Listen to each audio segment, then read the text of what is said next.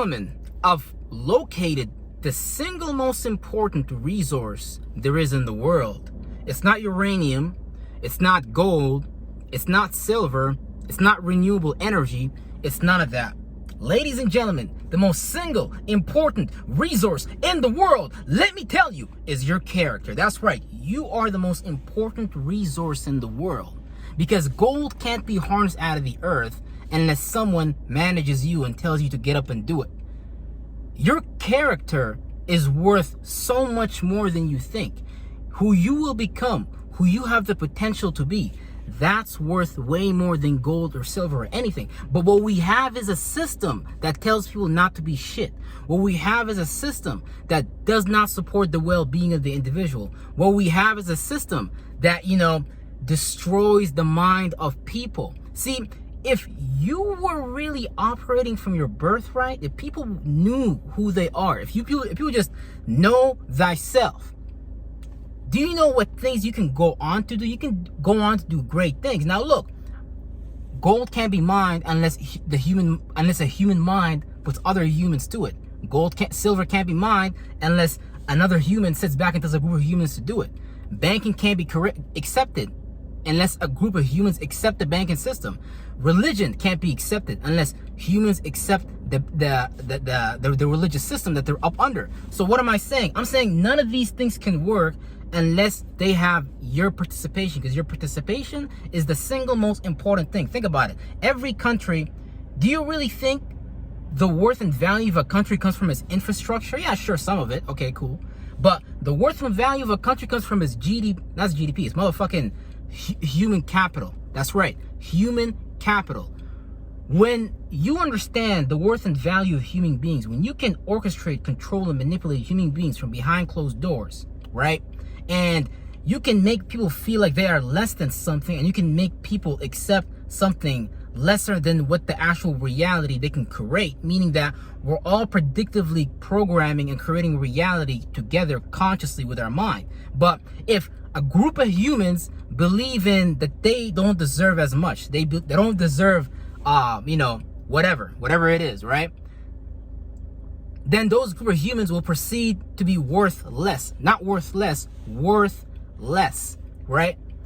Because look, every country needs its human capital to do anything productive, whether it's to build the railroad or whatever it is, whatever great feat that humanity has went on to do. But that great feat cannot be done unless it was with a bunch of humans. But if I can create a circumstance or situation like education, politics, and stuff like that, and put you in an environment that's acidic, that's hurtful for your mind, an environment that does not promote your well-being, an environment that does not promote your growth. Think about all the medicine in the world right now. That medicine probably only hooks up people on more medicine, on more pills, so the pharmaceutical industry makes more money on the money that they made on people and shit like that. And it's all really, really disingenuously built. Because look, whoever can get a society, a group of humans, to point their minds and give importance into something and give something power, whether it's a person, place, or thing, and you can sit back and direct a narrative via your mind. So you're like, your mind is bigger than a bunch of people, and you can round these people up, not physically, mentally, and get them to build something for you. Then you would be the powerful human being in the back doing the least work and having a bunch of humans do work for you based on some bargaining and gain system. Now that bargaining and gain system can just be as simple as, hey, if you built my world, you're gonna go to heaven. That's like the religious concept of things, right? Or hey, if you use this banking system, I can guarantee you a certain amount of like safety, shelter, and security. Now look,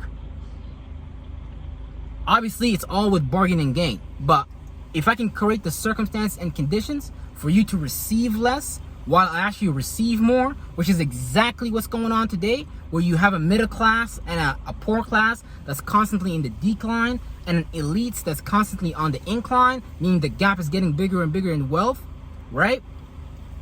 That means that I have effectively created a circumstance and situation where humans are accepting that they can't do as much unless my corporation of whatever shape and form is involved, whether it's the church, whether it's Islam, whether it's BlackRock, whatever it is. All these things are forms of corporations that require the human mind as capital to harness and give energy to something for a concept or a paradigm to manifest itself. The only reason society played out the way it is, the only reason our forefathers haven't started businesses or anything like that, is because a lot of them didn't even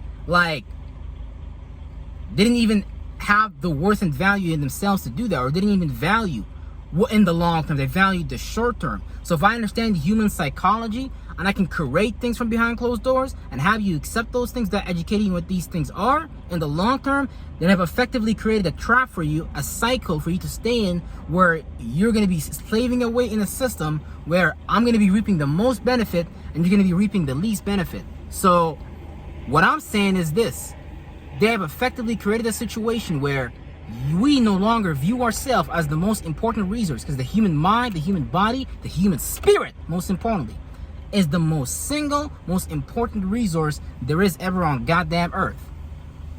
And you're that most important resource. They want you to think that the dollar, the US dollar, is the most important resource. They want you to think that some god out there, some deity is the most important resource. But you gotta understand that you're the most important resource, period. So with that being said, you gotta treat yourself right. You gotta work on your character, because your character is what's gonna give you all these things. Think about, well, I don't want to use those fake people, but if you were to think about it from a society perspective, from the normal person perspective, like Barack Obama or Winston Churchill, or Jesus Christ, or Muhammad, for the matter of fact, any of those motherfuckers, what makes people think that they can't develop such great characteristics, that they can't evolve beyond their animalistic lower natures and start to value things that can actually help them create a reality where you can become the new example of that mind playing out on earth?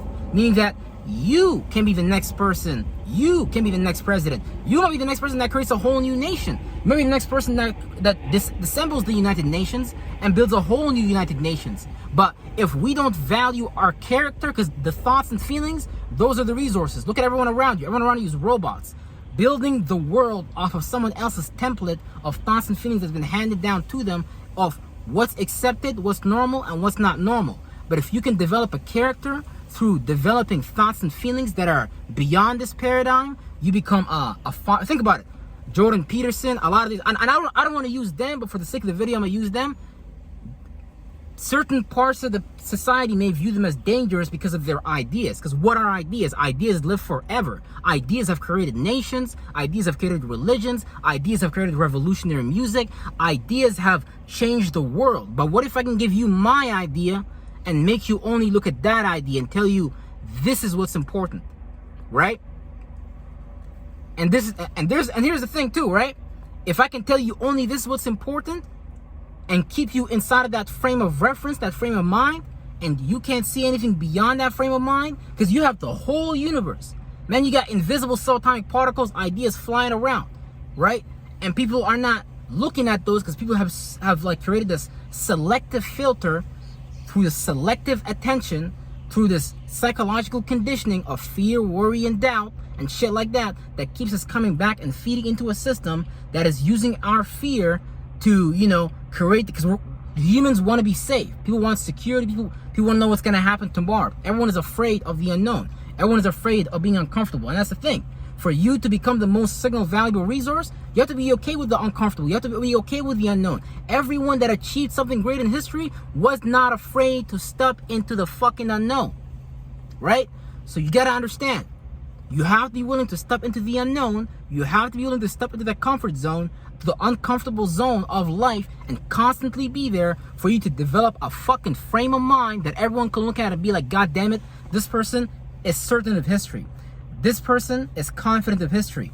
Or not history, sorry. This person is confident of what's going to happen. You don't even have to be. It's just a state of being. It's a state of mind. You think soldiers is going to follow a goddamn leader into war that's not even like sure what's going on?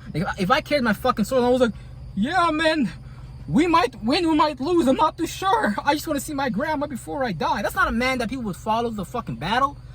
A man that people will follow into battle is a man of character or a woman of character. So what I'm telling everybody to do is Fuck uranium, fuck gold, fuck silver, fuck renewable energy. The most valuable resource is your character and the development of it. And the only way you can develop a great character as far as I'm concerned is not through the false marketed paradigm of self-development, which only keeps you in a cycle where you're constantly looking for things. Don't. God already gave you a purpose.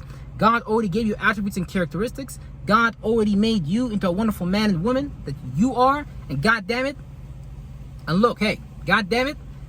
That's just, you have a purpose already inside of you. But that purpose is underneath layers of trauma, underneath layers of invalidation. So you have to validate yourself. Because if you have a gift and you're using it every day, you might just not see the worth and value in it. You might admire someone else for using that same gift, but they took it far and they were willing to go through uncomfortable, unfamiliar like situations for them to come to that conclusion that, hey, look, I'm the man, right? So look, I want you to be the man. And if you're a woman, girl, I want you to be that badass mamma jamma. Let's not get that twisted. With that being said, take care, everybody. I'm gonna see y'all on the next motherfucking video. Better believe it.